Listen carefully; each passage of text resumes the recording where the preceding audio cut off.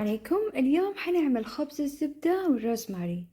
أول حاجة حنجيب نص كاسة زبدة، طبعا زبدة مذابة، وحنجيب تقريبا 3/4 كاسة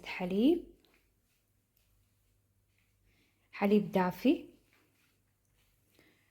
وحنضيف عليه تقريبا 3 ملاعق كبيرة سكر، وملعقة صغيرة أو ملعقة شاي ملح، وبيضة واحدة،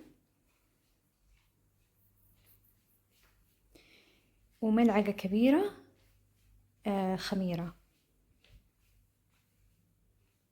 حنخلط الخليط ونجهز تقريبا 3 كاسات دقيق أبيض. حنضيف الخليط ونبدأ نعجن. حضيف عليه ملعقة صغيرة من الحبة السوداء،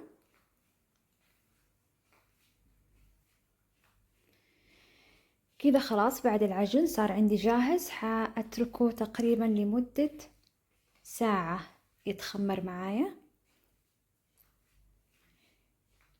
حدهن الصينية بشوية زيت، وحبدأ أشكل بعد ما تخمرت عندي بعد ساعة.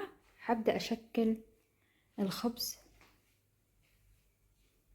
على الصينية.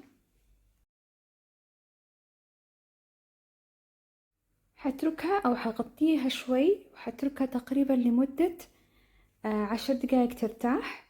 في هذه الأثناء طبعا أشغل الفرن، أسخن الفرن، درجة حرارة تكون تقريبا 200 درجة. حدخلها الفرن، حتطلع النتيجة بالشكل هذا. حجهز الخلطة اللي أنا ححطها على الوجه، اللي هي عبارة عن زبدة مذابة وروزماري وثوم وشوية ملح.